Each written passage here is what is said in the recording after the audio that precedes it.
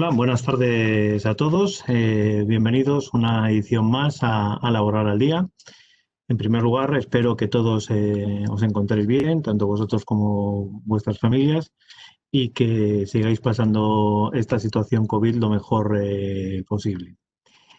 Cuando tuvimos nuestra última edición de Laboral al Día en el mes de junio, pues lo que deseamos es que esta sesión del mes de octubre la pudiésemos tener presencial y podernos vernos todos y compartir ese rato tomándonos el café y desayunando juntos.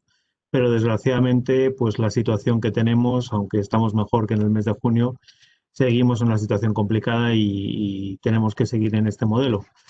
No nos queda más que esperar y desear que en la próxima sesión que tengamos, que será en el mes de febrero, ya el año que viene, pues espero que estemos en otra situación y podamos ya celebrar este Laboral al Día de manera presencial con todos vosotros, porque la verdad es que nos apetece mucho.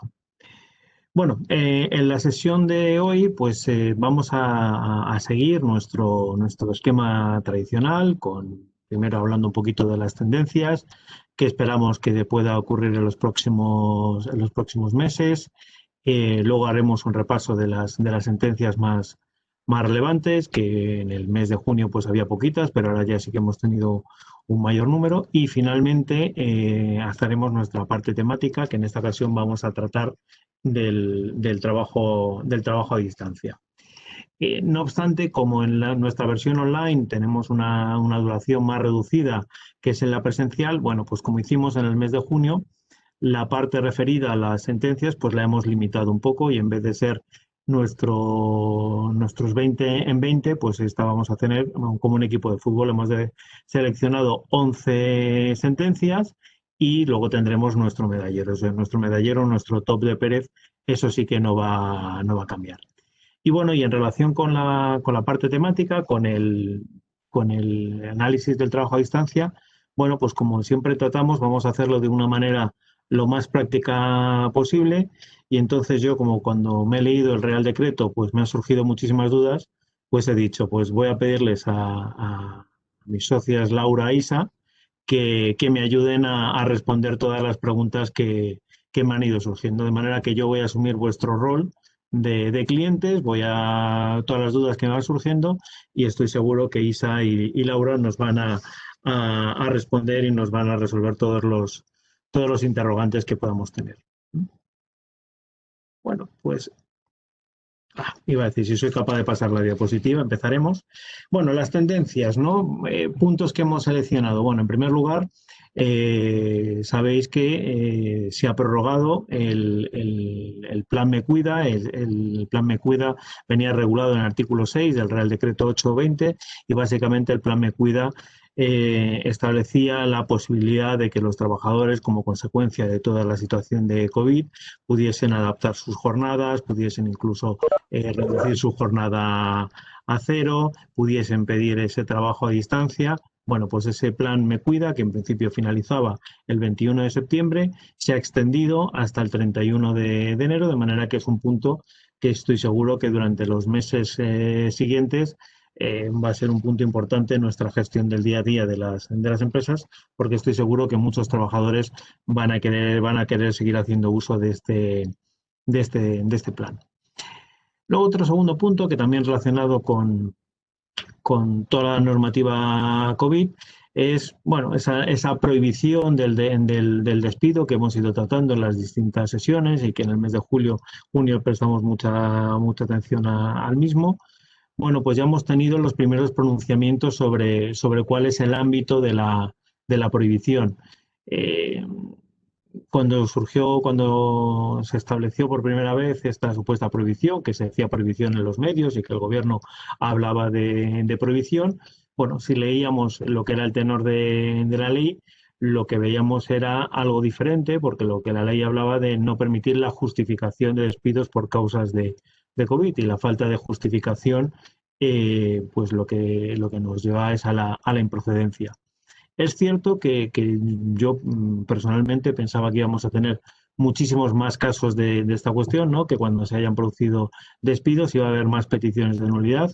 No hemos tenido tantas como esperamos y la verdad es que tampoco ha debido haber tantas porque no ha habido tantos pronunciamientos judiciales. Es cierto que ha habido alguno al que se le ha dado mucha relevancia, particularmente en Barcelona, y hemos encontrado alguna sentencia que sí que ha declarado esa nulidad del despido, en el sentido de que lo que buscaba el legislador es que no se pudiese despedir, otras que han declarado que el despido es improcedente y algún otro pronunciamiento que ha llegado a una solución pues difícil de entender porque ha declarado la improcedencia del despido al tiempo que concedía una indemnización adicional al trabajador, ¿no?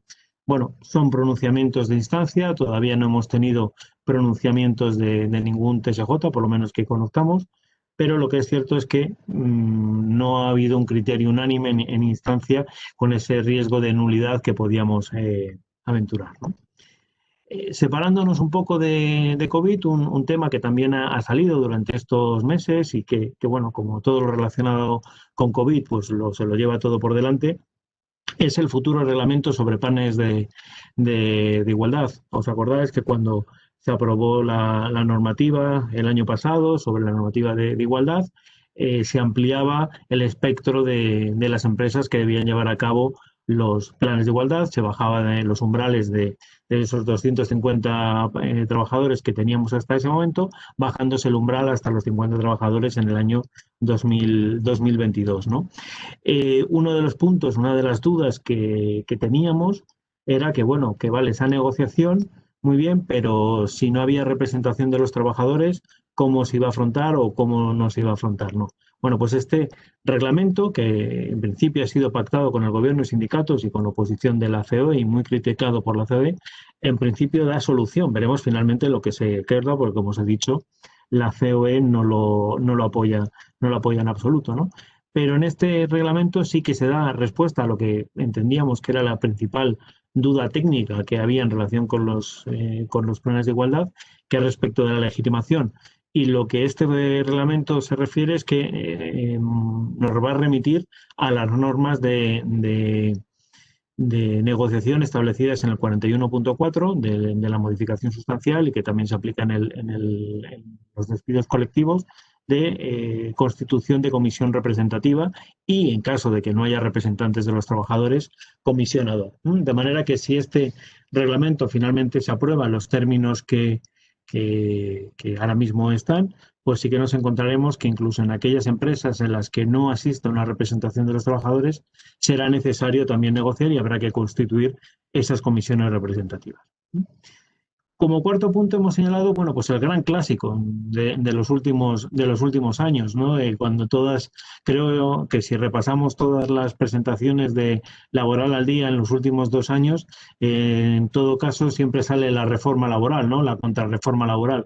Bueno, pues durante el mes de septiembre también volvió a salir que si antes de final de año se tendría que afrontar esta contrarreforma laboral con los puntos ya sabidos de la prioridad del convenio colectivo, la ultraactividad, la subcontrata, que es un tema que ya hemos tratado en muchas ocasiones. Bueno, sigue revoloteando, yo creo que es algo que periódicamente se saca, no sé si como globo sonda o para cambiar, distraer algo de atención, pero lo último que hemos escuchado es que antes de final de año esa contrarreforma laboral se debería hacer. Y luego, pues en último lugar, pero no por importancia, sabéis que finalmente sobre la bocina se aprobó la extensión de los ERTES durante todo el mes de septiembre. Pues estábamos pensando que qué iba a pasar con esos ERTES que acababan el 30 de septiembre. Y bueno, en el último día se aprobó la normativa que establecía la regulación de esa extensión de los ERTES, ¿no?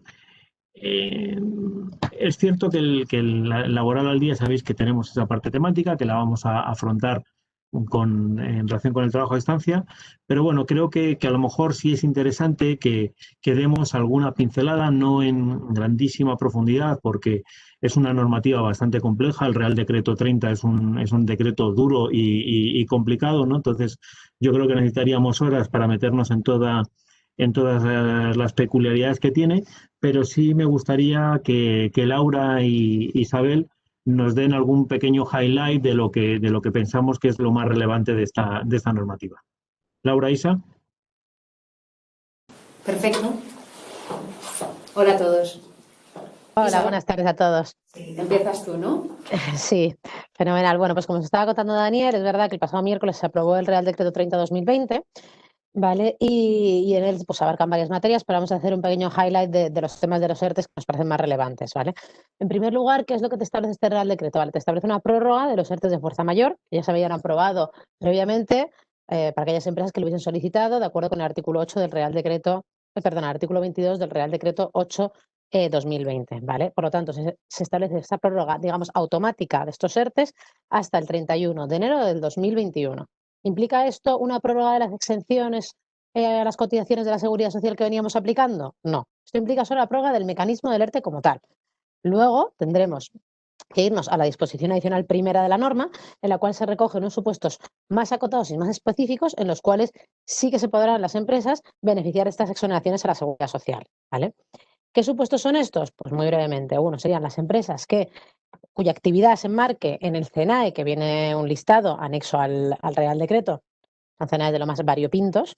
Encontramos desde turoperadores, todo lo que viene siendo hoteles, transporte aéreo y demás.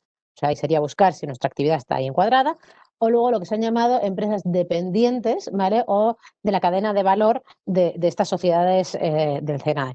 Es decir, tendremos que mirar si nuestra empresa, en concreto, o bien su facturación del año 2019, el 50% más, depende directamente de una de estas actividades de estas empresas, o bien si de manera indirecta tenemos una dependencia total de esas actividades. Si ese es nuestro caso, pues entre el día 5 de octubre y el 19 de octubre tendremos que solicitar a Autoridad Laboral que nos diga si cualificamos como empresa dependiente o integrante en la cadena de valor.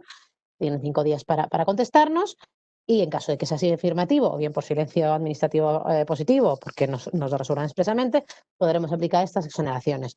¿De qué importes son? Pues estamos hablando de un 85% de las cuotas de la Seguridad Social para aquellas empresas con menos de 50 trabajadores y un 75% para las empresas con más de 50 trabajadores. O sea, son exoneraciones sustancialmente superiores a las que veníamos aplicando con los ERTE de fuerza mayor hasta esta fecha. Y también como particularidad se van a aplicar no solo respecto de aquellos trabajadores que reinicien su actividad, sino también respecto de aquellos que la tengan suspendida. Es decir, aquí no hay diferentes porcentajes según el tipo de trabajador en el que nos encontremos con actividad suspendida o no, sino que a todos los efectos es o un 75% o un 85% para todos estos trabajadores. Y estas exoneraciones no son compatibles con las otras y con los demás mecanismos que están previstos de ERTEs específicos que va a explicar ahora mi compañera Laura. Sí, es que en esta nueva norma pues se establecen nuevas modalidades de ERTE. Realmente es porque el ERTE rebrote se clasifica en dos nuevas modalidades. Tendríamos el ERTE de impedimento y el ERTE de limitaciones. Es decir, si a partir del 1 de octubre yo tengo unas nuevas restricciones en mi actividad, por ejemplo, que se determina por una autoridad gubernamental, ya sea extranjera o española, que tengo que cerrar mi negocio. Bueno, en ese caso me calificaré como un ERTE de impedimento. Y tendré unas exenciones en las cotizaciones a la Seguridad Social que son bastante elevadas y que van de un 90 a un 100% de la cuota de cotización dependiendo del número de trabajadores que tenga la empresa. Podremos establecer un ERTE de limitaciones en el caso de que la norma lo que nos diga esas restricciones nuevas es que limitemos la actividad. Por ejemplo, pues lo que está ocurriendo en Madrid con las restricciones en el aforo o las restricciones en el horario, pues eso daría lugar a un ERTE de limitaciones. Ojo que aquí la norma lo que dice es que solo será en relación con las restricciones que dicten autoridades españolas. Aquí dejan fuera las limitaciones que para tu negocio pueda dictar una autoridad de otro país. En cuanto a la duración va a ser lo que duren estas restricciones. Pues, por ejemplo, en el ejemplo que poníamos de Madrid, si son 15 días, estas restricciones solo duran durante ese tiempo. Entonces, ¿qué ocurre? ¿Cuál es nuestra recomendación aquí? Si ya tenías un ERTE en vigor, lo lógico, si quieres acceder a unas exenciones mayores, es que dejes ese ERTE vigente, pongas a este número de trabajadores afectados por estas restricciones en este nuevo ERTE de limitaciones o de impedimento para que luego puedan volver al ERTE anterior. En cuanto al procedimiento, se trata nuevamente de una nueva solicitud. El artículo 47 es el que regulaba este procedimiento y entonces tienes que hacer una nueva solicitud a la autoridad laboral que tiene un plazo de 5 días para resolver. También, si quieres beneficiarte de las exenciones, pues tendrás que establecer, bueno, tienes que seguir el procedimiento en aras de la brevedad, no lo vamos a contar, pero te pone toda la documentación que tienes que presentar ante la Tesorería General de la Seguridad Social para que te puedas beneficiar de estas exenciones. Eso en cuanto a los nuevos ERTEs. Pero ¿qué ocurre con los ERTEs top que yo ya estoy aplicando? Bueno, pues la nueva norma lo que dice es que se pueden ampliar los mismos hasta el 31 de enero del año que viene. Esto tiene dos importantes previsiones. Una, se pueden solicitar nuevos ERTEs top hasta esa fecha. Y dos, los que teníamos vigentes los podemos prorrogar también hasta dicha fecha. Pero ¿qué pasa si, por ejemplo, tenemos un ERTE top que yo había puesto que finalizaba, como en muchos de los casos que hemos negociado, el 31 de diciembre de este año? ¿Lo puedo prorrogar hasta el 31 de enero del año que viene? Realmente sí que se podrá prorrogar, lo que pasa es que te exige la norma un acuerdo con los representantes de los trabajadores.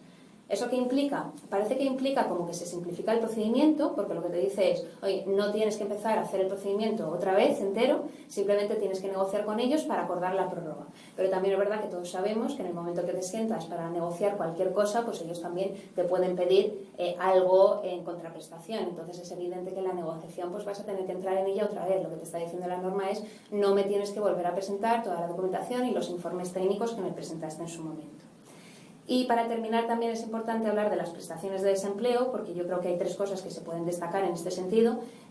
Primero, no se exige un periodo de carencia hasta el 31 de enero del año que viene a los trabajadores, y además todos los que estén afectados por los ERTEs que estén contemplados en esta normativa, pues realmente no van a ver disminuida la prestación de desempleo que estaban recibiendo, porque antes se calculaba en base a ese 70%, se supone que se iba a reducir a ese 50% que se indicaba, pero se mantiene en el 70% de la base reguladora. Y por último, en cuanto al contador a cero, pues esto sí que es una novedad. A partir de ahora sí que va a consumir la prestación de desempleo que los trabajadores tuvieran como consecuencia del ERTE. Lo que pasa es que se establece una excepción y es para todos aquellos despidos. Bueno, hay alguna serie de limitaciones en qué formas de modalidad de terminación del contrato, pero si te extinguen el contrato como consecuencia de un despido antes del 1 de enero de 2022, pues no tienes que consumir esas prestaciones de desempleo todavía. Y Vale. sí.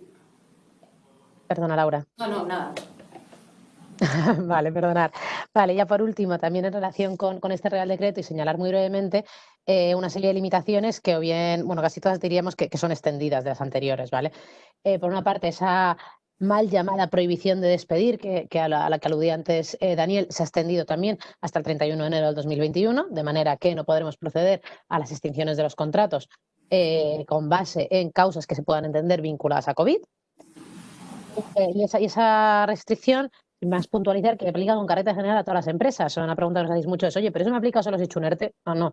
Esa prohibición de despido será para todas las empresas con independencia de que hayan hecho ERTE o no. El resto de restricciones sí que es verdad que están más acotadas a aquellas empresas que hayan llevado a cabo un ERTE.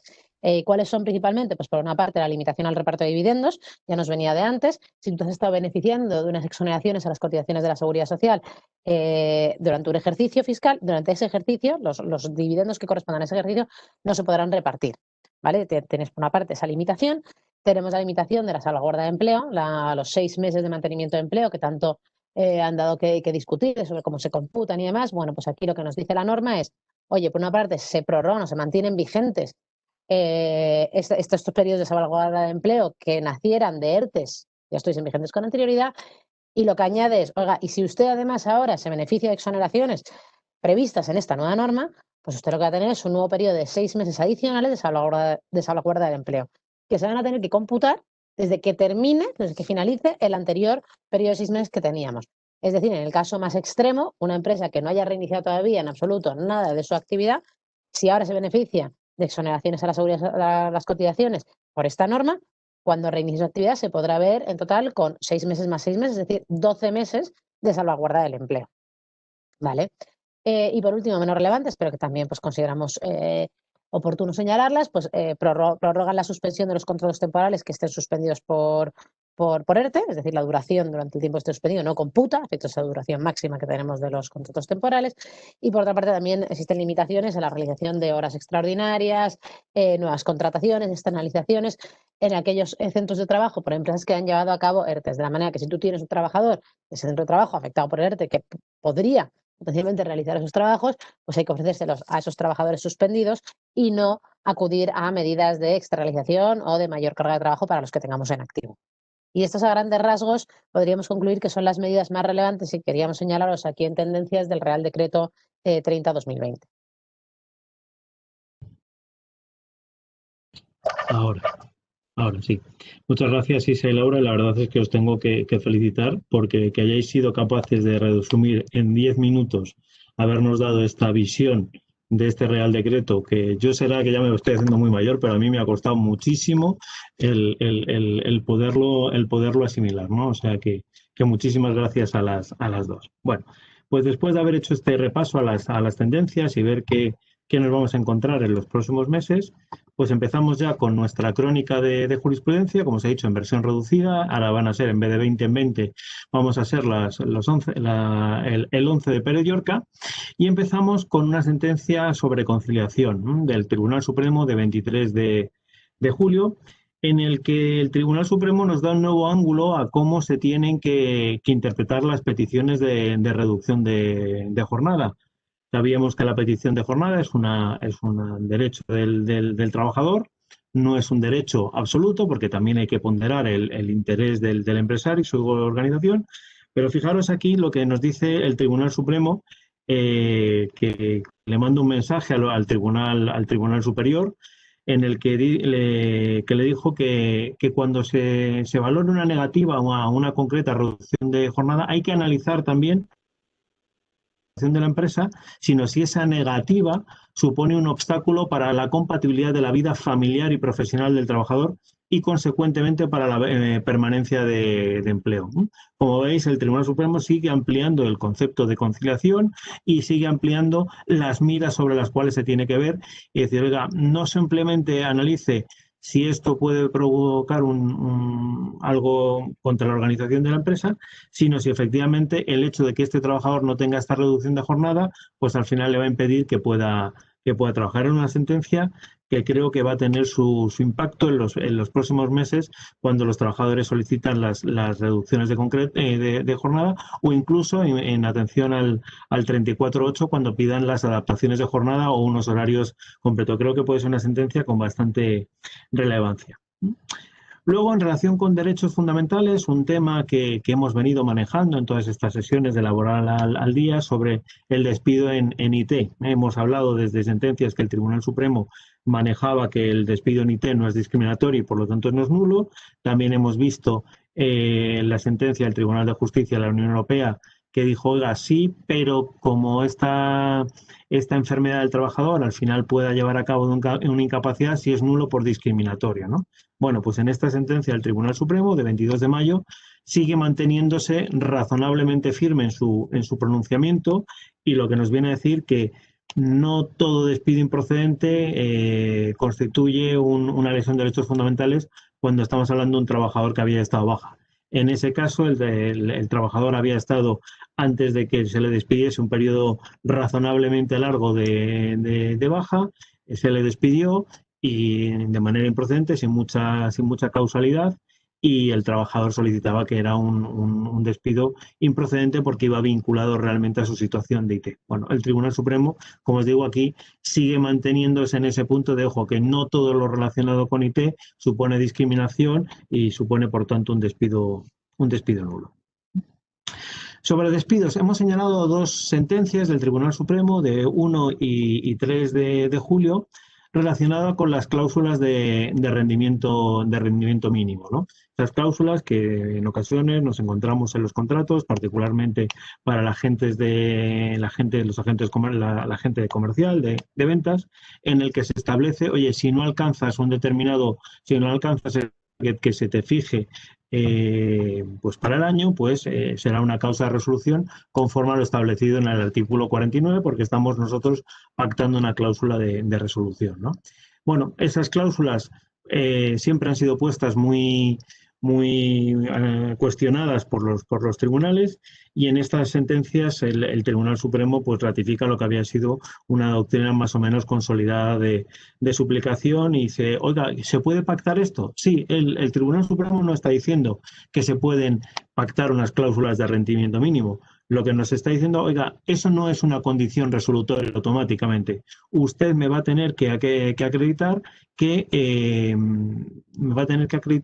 efectivamente hay un elemento de comparación para dar validez a ese pacto de rendimiento, es decir, que otros compañeros sí lo han alcanzado y no lo han alcanzado. Por lo tanto, lo está asimilando, aunque lo tengamos pactado, nos lo está asimilando a las premisas que se venían aplicando para el despido por la disminución del rendimiento.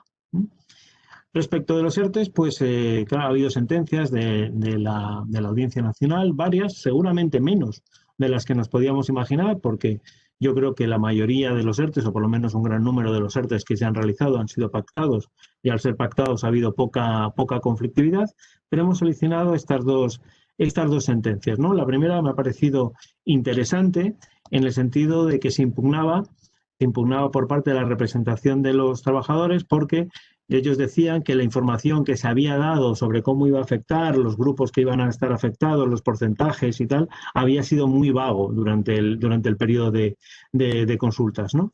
Y aquí la Audiencia Nacional dice, oiga, no podemos establecer una regla que valga para todo. No hay que establecer que hay que dar específicamente el porcentaje o el horario, lo que sea, para en general. Vamos a depender de la dimensión de la empresa. No es lo mismo un ERTE para 10 personas, donde evidentemente el empresario tiene todo el conocimiento y ya puede decir porcentajes, horarios o lo que crea oportuno, a pues una empresa con miles de trabajadores, ¿no? La Audiencia Nacional establece aquí este criterio o elemento de ponderación que creemos que es interesante y que se puede utilizar cuando tengamos que afrontar periodos de consultas y los trabajadores, pues la representación de los trabajadores, pues obviamente va a buscar esa nulidad del periodo de consultas porque no estamos facilitando toda la información. Y una segunda sentencia en la que la Audiencia Nacional, de 7 de septiembre, valida las previsiones de venta y evolución de demanda futuro.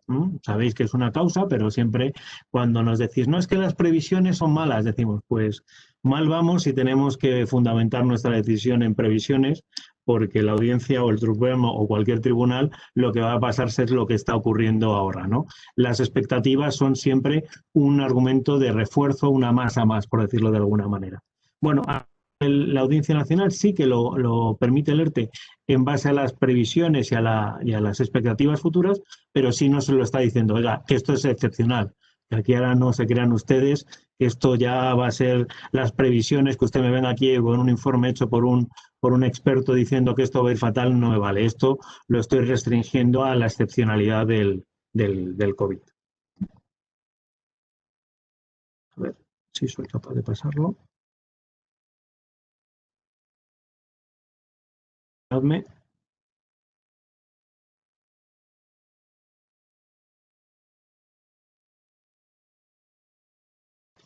Modificación sustancial. Hemos tenido bastantes sentencias relacionadas a la modificación sustancial y hemos elegido estas dos.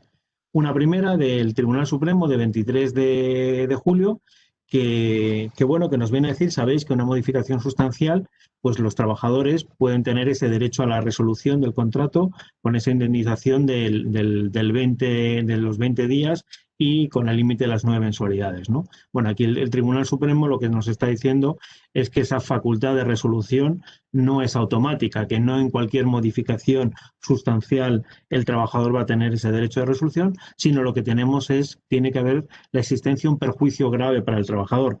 Podemos hablar que a lo mejor una modificación de 10 minutos del horario de trabajo puede ser una modificación sustancial, pero no provoca un perjuicio grave al trabajador. Y en todo caso, es el trabajador el que tiene la carga de la prueba de ese perjuicio, ¿no? Y luego otra sentencia reciente del Supremo del 8 de septiembre que está hablando de la actitud de la empresa en el periodo de consultas, ¿no? Y decreta la nulidad por no facilitar documentación suficiente y por mantener una postura inamovible durante el periodo de consultas. Esta era una doctrina que el Tribunal Supremo había mantenido respecto de los ERES, ¿no? Si no estás facilitando la documentación y si tu postura no estás negociando, pues esto es nulo, ¿no? Pero no lo habíamos visto con la modificación sustancial y ahí es a lo mejor decir, oiga, estamos en un escalón Por debajo, pues a lo mejor tiene sentido que la empresa, pues oiga, yo quiero modificar esto y esto es lo que hay, no. Bueno, pues este principio de que se tiene que negociar, de que no se tienen que poner posiciones definitivas, pues el Tribunal Supremo lo extiende a todo proceso de negociación. Respecto de los representantes, hemos seleccionado esta sentencia de 24 de julio, porque son muchas veces nos preguntamos, oye, tengo un delegado sindical de una sección sindical que realmente la tengo constituida, pero no es una sección sindical a los efectos del artículo 10. ¿Tengo que dar audiencia a este señor si hay un despido o lo que sea? Bueno, lo que nos está diciendo aquí el Tribunal Supremo de fenomenal, podrá existir un delegado sindical, podrá existir esa sección sindical, pero si no cumple los requisitos del artículo 10 de la LOLS, pues no tiene esas prerrogativas, de manera que no hay que hacerlo. Seguimos avanzando y hemos seleccionado 3 sentencias de tiempo de trabajo que son muy interesantes, ¿no? La primera es una sentencia de 18 de junio en relación con las guardias, ¿no? Las guardias y el tiempo en disponibilidad. Bueno, sabéis que el criterio tradicional es que la disponibilidad no se consideraba tiempo de trabajo porque realmente no había una prestación efectiva y solo la guardia o esa disponibilidad pues se consideraría tiempo de trabajo cuando efectivamente se realiza una actividad, ¿no?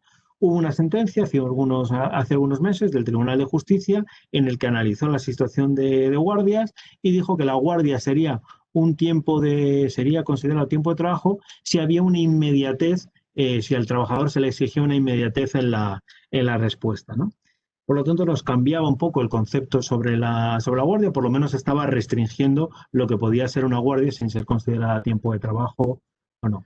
Bueno, pues en esta sentencia el Tribunal Supremo se alinea en cierta manera con lo que dice el TJUE, como no podía ser de otra manera, pero no adoptó un criterio extraordinariamente restrictivo, ¿no?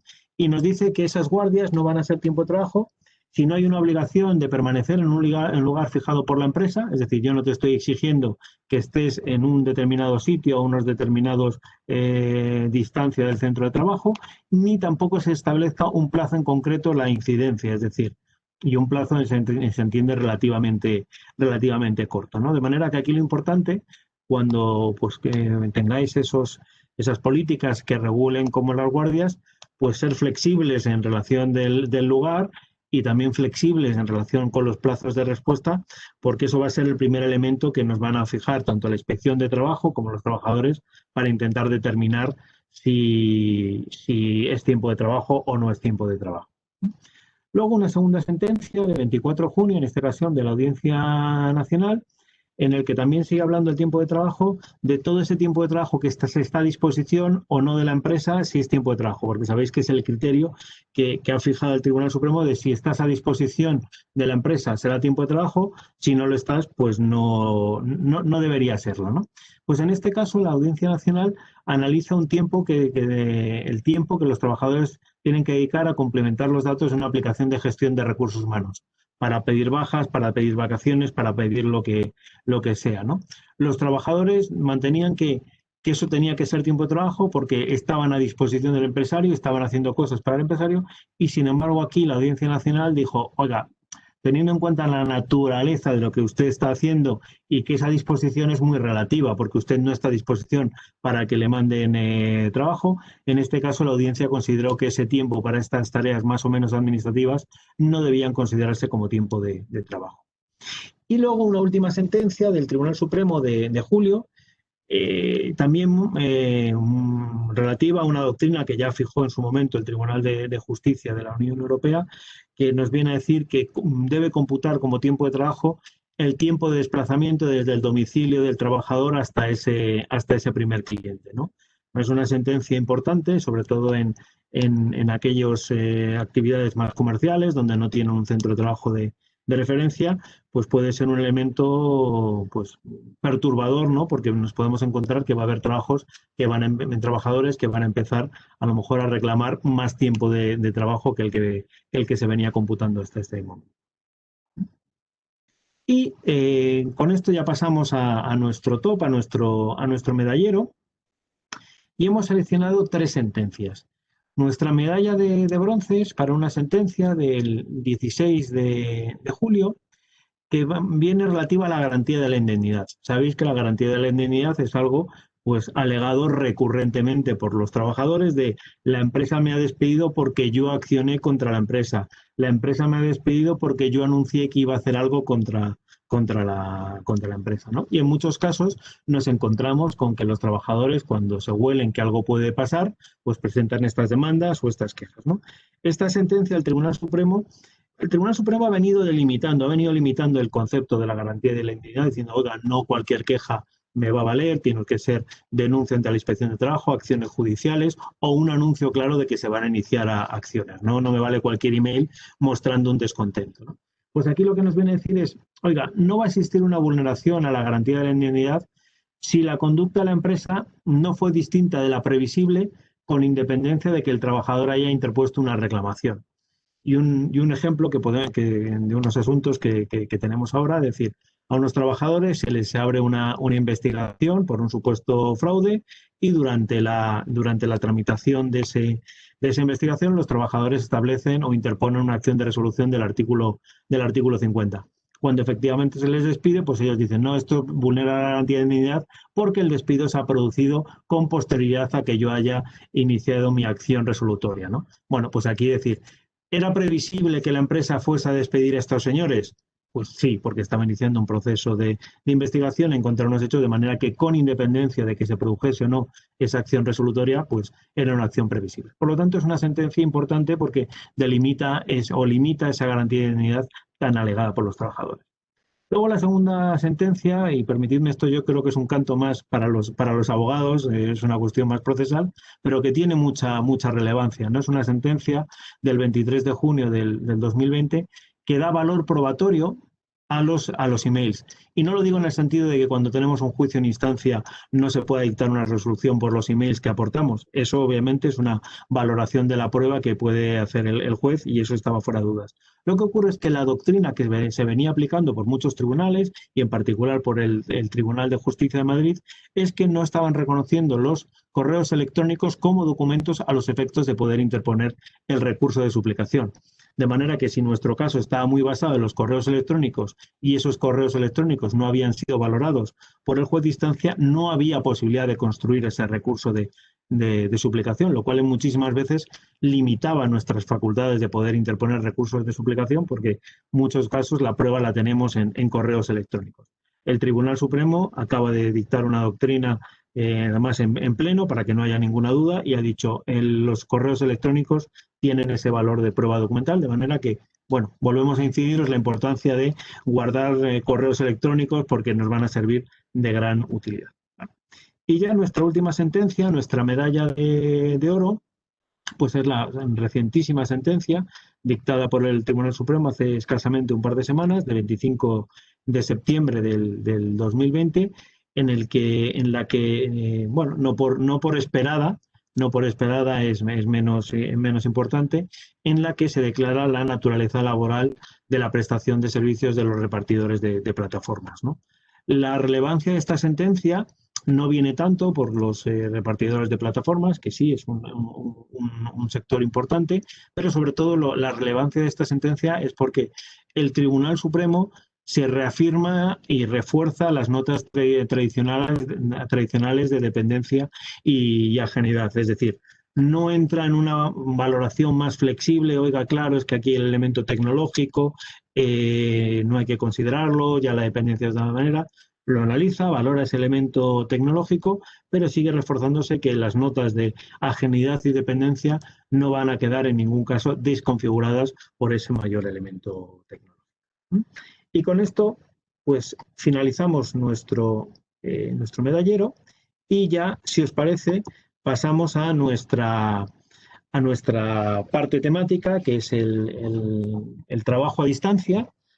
Y bueno, como os he dicho, vamos a intentar hacerlo a través de esa forma de preguntas y respuestas. Y bueno, Isa y Laura, tengo un montón de preguntas que hay que haceros, espero que lo hayáis estudiado bien, porque tengo aquí un examen para vosotras. A ver, la primera cuestión que a mí me surgió cuando estuve leyendo el Real Decreto era que el Real Decreto hablaba de teletrabajo y trabajo a distancia, ¿no? Y yo la verdad es que siempre había tendido a asimilarlo, ¿no? El teletrabajo y trabajo a distancia. Eh, ¿En qué diferencian? ¿Es lo mismo? ¿Son diferentes? ¿A quién aplica la norma? ¿Aplica al teletrabajo, al trabajo a distancia? A ver, dame un poco de luz sobre esta cuestión. Pues a ver, Daniel, te contesto yo y te voy a decir una cosa. La verdad que esta pregunta que haces, la primera, es fácil, ¿eh? Porque yo creo que es de las pocas cosas que te puedo responder con absoluta seguridad. A ver, el trabajo a distancia, la diferencia que hay con el teletrabajo es que el trabajo a distancia se desarrolla con carácter regular y además es en el lugar que elige el trabajador. Y esto es importante porque en el trabajo a distancia el lugar lo elige el trabajador, ya sea su domicilio o puede ser otro lugar, y la diferencia con el trabajo presencial es que en ese caso es el empresario el que elige el lugar donde se presta el servicio, que puede ser el centro de trabajo o podría ser otro lugar. El teletrabajo realmente lo que viene a ser es solo una modalidad de cómo se realiza el trabajo a distancia. Es decir, no todo trabajo a distancia es un teletrabajo, porque, por ejemplo, primero porque el teletrabajo lo que se define es como aquel que utilizas unos medios informáticos para desarrollarlo. Entonces, ¿por qué digo que no todo trabajo a distancia tiene que ser un teletrabajo? Pues una persona que no utilice el ordenador y un medio informático, pero que esté trabajando desde el lugar que él ha elegido, pues estaría haciendo solo trabajo a distancia y no el teletrabajo. Y otro punto que me gustaría aclarar también es que para que se aplique esta ley aplica solo al trabajo a distancia, con carácter regular. Y la propia ley define cuándo es un trabajo regular o no, que es a partir del 30% de las horas que desempeña un trabajador. Eso quiere decir que en un trabajador que realiza una jornada a tiempo completo, pues sería más de un día y medio a la semana, y la ley toma como referencia un plazo de 3 meses. ¿Qué ocurre con esto? Pues muchos clientes nos estaban preguntando, y entonces a la gente que está trabajando pues una mañana cada semana, ¿no le aplica esta normativa específica? No, la respuesta es no tienen esta protección específica de esta ley, son trabajadores presenciales a todos los efectos y les aplica la normativa laboral ordinaria. Espero que con esto haya quedado más o menos clara la duda. Yo creo que sí. Eh, Venga, ahora Isa voy contra ti, ¿no? Eh, Cuando hemos leído los titulares y, bueno, leyendo la norma refuerza mucho la idea de que el trabajo a distancia es una medida voluntaria, es decir, no se tiene que imponer ni al empresario ni al trabajador, ¿no? Pero vamos a analizarlo desde el punto de vista de la empresa. ¿Para la empresa es realmente una medida voluntaria o pensamos que puede haber alguna situación en la que finalmente tengamos que adoptar ese trabajo a distancia sin que realmente lo queramos? Pues vamos a ver, con carácter general, si nos vamos a los supuestos generales, sí que podríamos decir que el trabajo a distancia es voluntario, ¿vale? Que además requiere de un pacto por escrito previo entre empresa y trabajador, con un contenido mínimo en el que no me voy a adentrar porque viene completamente tasado en la norma, en el artículo 7, ¿vale? Y que por lo tanto es tanto voluntario para la empresa como para el trabajador acceder a ese trabajo a distancia que además se tiene que pactar. Ahora bien, como todo, creemos que hay algunos puntos que pueden ser un poco más cuestionables. O sea, por una parte, no debemos olvidar que los convenios colectivos pueden establecer, los acuerdos colectivos, una serie de parámetros, ¿vale? Y que ahí esos convenios colectivos sí que resultarán vinculantes para las partes, incluso para la empresa. Es decir, si se establecen una compensación de gasto específica, un horario específico, una distribución mínima de jornada no presencial, pues la empresa, por supuestamente, a la hora de pactar con su trabajador, pues tendrá que observar estos parámetros que vienen por convenio colectivo. Por lo tanto, será voluntario, pero sujeto a estas condiciones, digamos, ¿vale? Y luego otros dos supuestos que a lo mejor no entrarían tanto, digamos, en la generalidad, pero que creo que van a ser más habituales de lo que nos pensamos, en los cuales esta voluntariedad se puede ver un poco truncada, puede ser por una parte, como decías antes, Daniel, se ha extendido el plan Me Cuida, ¿vale? Y este plan Me Cuida te permitía prestar servicios desde tu casa, o sea, entre otras muchas cuestiones, ¿vale? Por lo tanto, en ese caso, la parte de voluntariedad para la empresa, pues bueno, es bastante más cuestionable.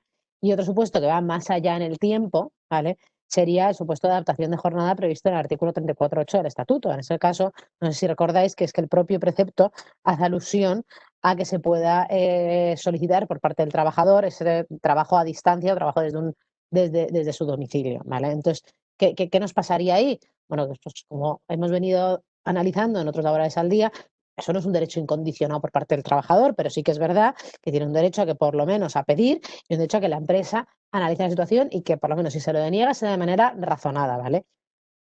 Dada la situación actual en la que nos encontramos, en las cuales pues muchas empresas, pues por el COVID, han tenido a la gran parte de sus trabajadores teletrabajando, el momento que solíamos utilizar más generalizado desde un punto de vista organizativo, desde un punto de vista de producción, es más complicado o puede no resultar viable tener a nuestros trabajadores teletrabajando, pues puede verse un poco mermado si la actividad de la empresa ha ido bien durante este tiempo. Entonces, ¿qué queremos decir con esto? Pues no queremos decir que necesariamente en ese supuesto se vaya a imponer el trabajo a distancia para la empresa, pero que vamos a tener que ser más creativos o desde luego buscar mayores argumentos en el caso de que algún trabajador pues, nos pida adaptar la jornada por el 34.8 del estatuto y que esa adaptación de jornada pase por un trabajo a distancia si se lo queremos denegar. O sea que, muy en resumidas cuentas, Daniel, voluntario sí, pero con sus matices y excepciones como, pues, como casi siempre. Ujú. Pues muy claro. Algunos yo creo que les vas a haber asustado mucho con esta respuesta. Laura, antes habías hablado de que el lugar de trabajo lo elige el trabajador, es el que lo señala en este trabajo a distancia. Em, pero ¿la empresa puede decir algo o tengo que aceptar lo que me diga el trabajador de yo quiero estar aquí en mi segunda residencia en Valencia o quiero trabajar desde el Starbucks de abajo de mi casa o en casa de mi suegra porque me pone cocido los miércoles? ¿Puede la empresa decir algo o no? Pues sí, la verdad que eso es una de las preguntas que más nos hemos planteado, ¿no? O sea, si no solo puede elegir el sitio con esa aleatoriedad, sino que si puede ir cambiando de sitio en sitio, ¿no? Como quiera, porque al final, como es él el que elige el lugar, vamos a ver, está claro que la ley define, como decía antes, trabajo a distancia como el lugar que elige este trabajador, pero también es cierto que ese lugar hay que incluirlo en un acuerdo que se firma con la empresa. Y eso es un acuerdo. Entonces la empresa también tendrá una voluntad y algo que decir a ese respecto. Primero, en cuanto a lo del acuerdo, yo creo que el primer punto a destacar es, claro, tienes que incluir ahí el lugar de trabajo. Eso no quiere decir que puedas incluir todos los que quieras. O sea, con la redacción de la ley, las empresas podrían decir que solo se incluya un lugar. Hay algunas empresas que están queriendo tener una mayor flexibilidad y desde el principio quieren incluir pues, la casa de la playa, como decías, y el domicilio que esté cerca del centro de trabajo. Pero bueno, al fin y al cabo ya lo pactan en un acuerdo y además, que luego hablaremos, hacen la previsión de prevención de riesgos laborales teniendo en cuenta esos dos centros de trabajo. Pero podríamos limitarlo solo a uno. Y además creemos que podríamos incluso limitarlo a que fuera cerca de un radio del propio centro de trabajo. Es decir, con lo que decía antes de que esto es un acuerdo de voluntades, entendemos que aunque el lugar lo defina el trabajador, si es por unas razones objetivas que la empresa diga, oye, yo doy el teletrabajo también, concedo esto siempre y cuando, pues por ejemplo, una razón objetiva, el trabajador, si hay una urgencia, pueda estar en un radio de acción localizable, que llegue pronto al centro de trabajo. Entonces, yo voy a acceder al centro de trabajo, voy a firmar este acuerdo siempre y cuando pues el lugar pueda estar a 1 hora de distancia, por ejemplo, del centro de trabajo. Lo vemos defendible. Y al hilo de esto que señalaba Laura, no hemos permitido que el lugar de trabajo a distancia es mi domicilio, no hemos permitido la casa en la playa en Valencia, pero me doy cuenta que tengo a uno de mis trabajadores está allí en la casa de playa en Valencia. ¿Ahí le puedo sancionar? ¿No le puedo sancionar? ¿Cómo lo ves? A ver, a mí me dejas las que son malas noticias. No, hombre, vamos a ver. No es que no pueda sancionar. Yo, desde mi punto de vista, si yo tengo establecido en un pacto con un trabajador que su lugar de prestación de servicios va a ser su domicilio habitual y de repente me entero que el señor está en Valencia prestando servicios, evidentemente podré sancionar a ese trabajador. Ahora bien, tendremos que estar a los perjuicios generados para la empresa y, como siempre, ponderar la medida disciplinaria que vamos a adoptar respecto a este trabajador y el incumplimiento en el que ha incurrido. Es decir, no me vale que porque un señor se haya ido un día a Valencia, decir, pues te despido porque esto es una causa de despido disciplinario. Pues hombre, habrá que ponderarlo y, salvo que nos encontremos en que se le ha generado porque está en Valencia un grave perjuicio a la empresa, porque ha surgido una urgencia y en concreto este señor no estaba disponible y era el único y demás, en cuyo caso a lo mejor podemos montarlo, pues vemos que sanción sí, graduada. Lo que sí que recomendaríamos, bueno, habrá que verlo caso a caso, pero que a lo mejor, como veremos luego, uno de los puntos que se tienen que incluir en este acuerdo con el trabajador es la reversibilidad del trabajo a distancia, pues oye, que en caso de un incumplimiento, pues que a lo mejor ahí sí, sin cumplir con ningún tipo de preaviso ni nada por el estilo, la empresa puede hacer reversible este acuerdo y el trabajo a distancia del trabajador. O sea, que sea pues que digamos como una causa resolutoria de este acuerdo en el que se enmarca el trabajo a distancia. Ahí lo vemos con bastante claridad, que eso sería una opción buena a regular. Yo creo que es un punto muy importante, ¿no? Que para que las empresas tengan en mente cuando regulen esa reversibilidad, pues no es una sanción, pero dices, oye, has quebrado la buena fe y la confianza que había puesto en ti. Me parece muy buen punto. Venga, Laura, vamos a ir ahora con un poco de sensacionalismo, ¿no? Vamos a leer, a coger la prensa económica, la prensa salmón, y vemos todos esos titulares de la nueva normativa, las empresas tendrán que pagar todos los gastos que incurran los trabajadores, incluyendo la calefacción, la luz, el Netflix del niño. ¿Qué hay de cierto en eso, en el Real Decreto? Bueno, ¿Es obligatorio pagar todos los gastos? ¿Cómo lo ves? vamos a ver, a mí como dices, o sea, me parece que es bastante sensacionalista ese titular, ¿no? Bastante periodístico. O sea, la norma realmente no identifica cuáles son los gastos que hay que asumir. O sea, la norma lo que viene a decir es que el empresario tiene que asumir los medios, las herramientas, los equipos que sean necesarios para desarrollar la actividad y también los gastos relacionados con dichos medios y que estén vinculados a la actividad del trabajo a distancia.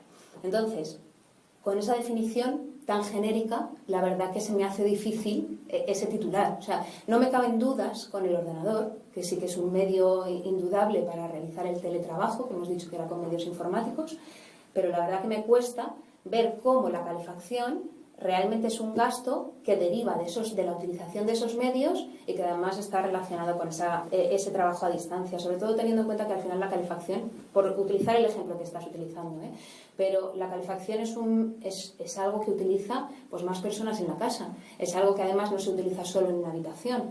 Entonces, la norma desde luego está bastante abierta. Yo creo que lo importante para reflejar aquí es qué es lo que están haciendo las empresas. En muchos casos se está negociando una tarifa plana. No voy a identificar cuáles son los gastos, precisamente, pues a lo mejor, si yo de verdad entiendo que la calefacción es uno de los gastos, evidentemente en ninguno de los casos sería todo el consumo de calefacción. Entonces muchas empresas lo que están haciendo es pagar una tarifa plana, 50 euros, 20 euros, lo que sea, para compensar todos los gastos que pueda tener cualquier trabajador al desempeñar sus tareas en casa. Ahora bien, como la norma también está tan abierta y además deja un poco a la negociación colectiva la identificación de esos gastos, hay otras empresas también que están teniendo una postura más agresiva, que es hasta que no haya un convenio colectivo que me diga exactamente cuáles son esos gastos, yo no voy a identificar más de los que creo que sean. Entonces, en el momento que tienes una norma que no determina cuáles son esos gastos con exactitud, son defendibles perfectamente ambas partes, va a ser un punto de negociación, va a ser un punto de negociación en los acuerdos individuales y desde luego va a ser un punto de negociación en todos los convenios colectivos. Así que nada, será otro tema que tendremos que negociar. El acuerdo ya hemos visto que ya hemos hablado un poco de la modificación. Lo que pasa es que a lo mejor, Daniel, te lanzo yo ahora una pregunta que sería si el proceso habitual de modificación sustancial de las condiciones de trabajo del artículo 41 lo podemos utilizar también para modificar estos acuerdos de los que estamos hablando en esta presentación. Esto no vale, era yo que hacía las preguntas, ¿no? Pero bueno, venga, la asumo. El Real Decreto tiene un enemigo. El Real Decreto tiene un enemigo claro, que es el artículo 41. O sea, no lo quiere ver ni en pintura. Nos dice que el trabajo a distancia no se puede implantar como consecuencia de un artículo 41 y las modificaciones, y no se pueden modificar los términos del pacto tampoco por el artículo 41 porque exige un acuerdo con el trabajador, ¿no? De manera que te diría que no, que el 41 no y que conforme al Real Decreto hay que alcanzar acuerdo con los trabajadores, ¿no?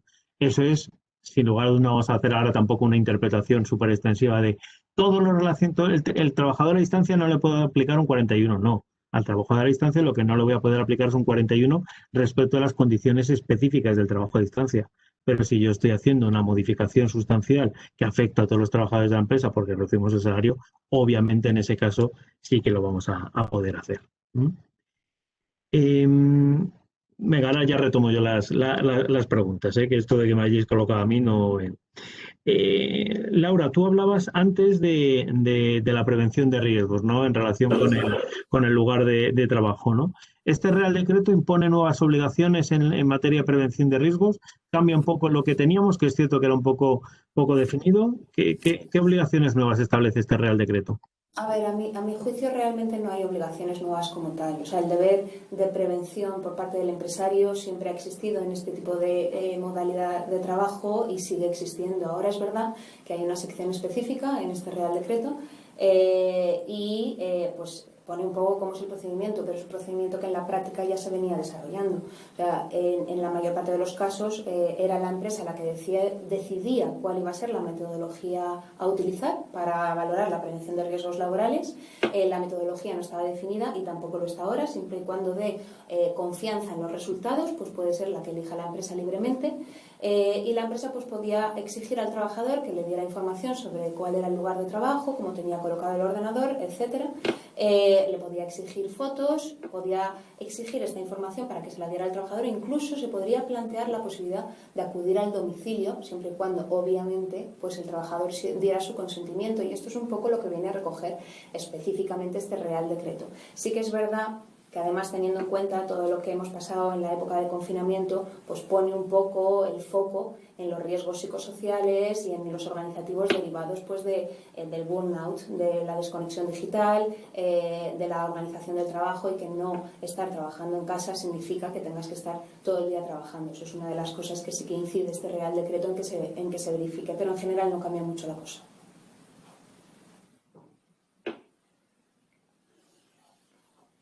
No te oímos, Daniel.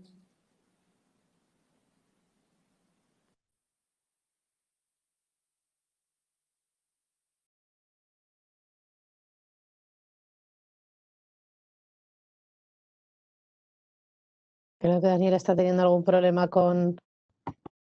A ver, le tenemos de vuelta. Bueno, si queréis, mientras que Daniel soluciona sus problemas de IT, dado que me había chivado con Ya la estoy, pregunta que me iba ya a hacer. estoy, Ah, mira, ya la ya tenemos de estoy, vuelta. Venga. perdonadme. Hemos estado hablando durante mucho en esta charla sobre la negociación colectiva. Isa, ¿qué papel tienen los representantes de los trabajadores en todo esto? Y como también antes hemos estado hablando al principio, cuando hablábamos del plan de igualdad de las comisiones ad hoc, ¿van a jugar algún papel relevante las comisiones ad hoc para negociar o para alcanzar acuerdos? ¿Cómo está esto del real?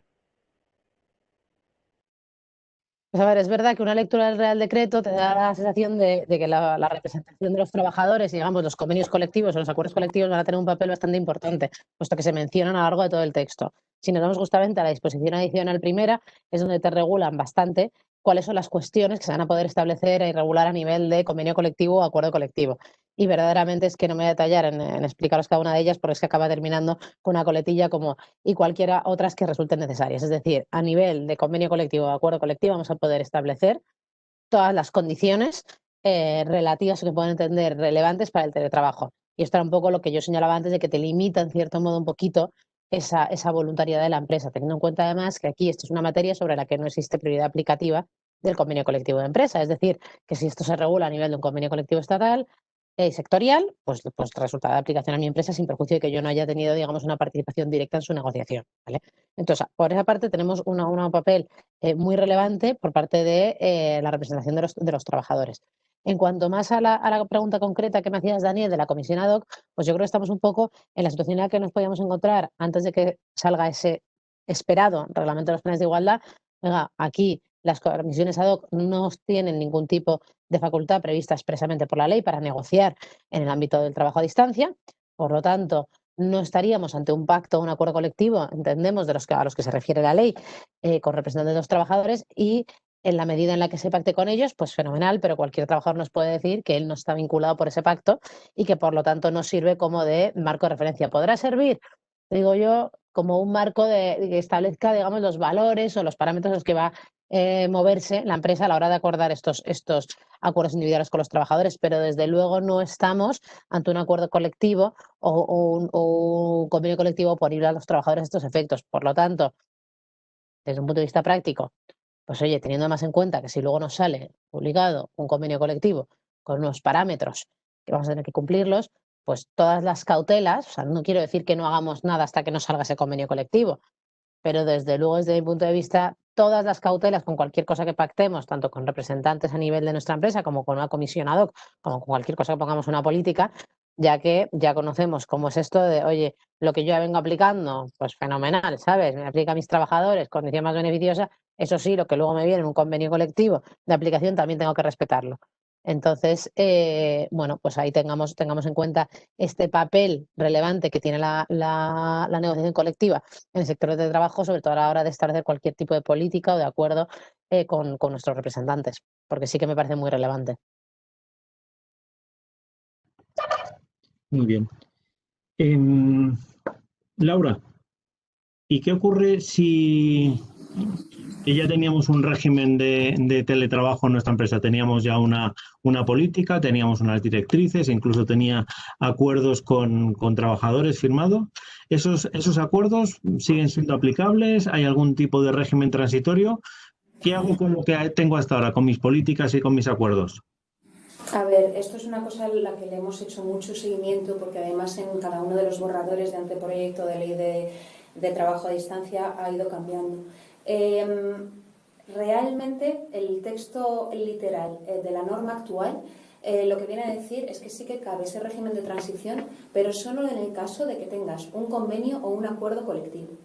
Es decir, a la pregunta que me has hecho de una política interna que tuviera la empresa, que muchas empresas en este país tenían una política interna que no habían negociado con los representantes de los trabajadores y que luego motivaba acuerdos individuales con los trabajadores, pues en esos casos no estaría cubierto ese régimen transitorio. Todas esas empresas que tuvieran esas políticas no negociadas tendrían que acogerse directamente a adaptarse a la nueva regulación. Pero hay un punto a mí que me parece muy importante también a destacar, porque todas esas políticas internas ya no valen, pero si tenían una serie de derechos que se pueden haber consolidado y que sean derechos, condiciones más beneficiosas, derechos adquiridos, entonces no lo puedes quitar.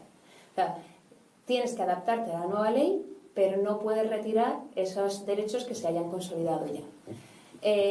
Sí que cabe un régimen transitorio para aquellos acuerdos que se hubieran negociado con los representantes de los trabajadores y durante la vigencia que se hubiera incluido en ese acuerdo. Si no tuviera ninguna vigencia, pues sería durante un año, aunque la ley pues también prevé la posibilidad de que prorroguen por 3 años si tienen un acuerdo con los representantes.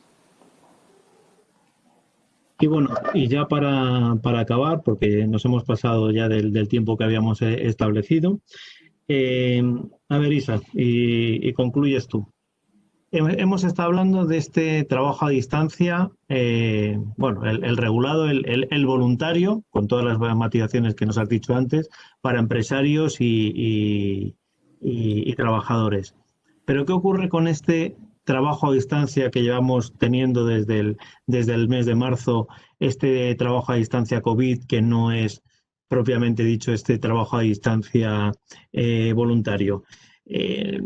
¿Tenemos que hacer algo? ¿Las empresas tienen que hacer algo? ¿Pueden seguir aplicándolo? ¿Hay alguna especialidad? ¿Qué nos recoge el Real Decreto sobre ese trabajo a distancia COVID? Pues el Real Decreto, evidentemente, ha tenido en cuenta pues, que a día de hoy nos encontramos con un montón de empresas que no es que voluntariamente quieran establecer un régimen de trabajo a distancia para sus trabajadores, sino que dada la situación en la que nos hemos encontrado con el COVID, han mandado a sus trabajadores a trabajar desde sus domicilios o hacer teletrabajo o trabajo a distancia, pues por un tema más bien de prevención de riesgos laborales y por un tema de COVID, ¿vale?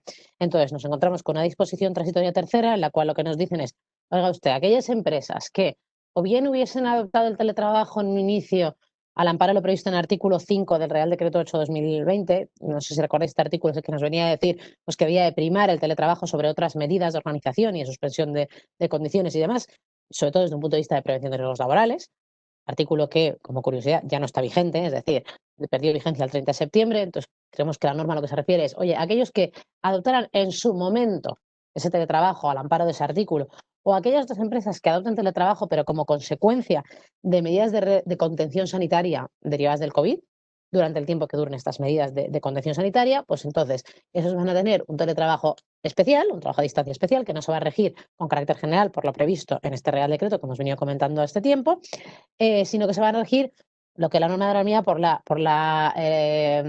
normativa laboral ordinaria. Entendemos que con eso se quiere referir a, digamos, la normativa que ha venido resultando de aplicación hasta este momento, hasta que entrara en vigor este Real Decreto, ¿vale? Sí que es verdad que establece dos excepciones. Establece que en todo caso, es decir, ahí entendemos que sin salvedad, la empresa sí que tendrá que dotar de los medios, equipos, herramientas y consumibles suficientes al trabajador para realizar este trabajo a distancia.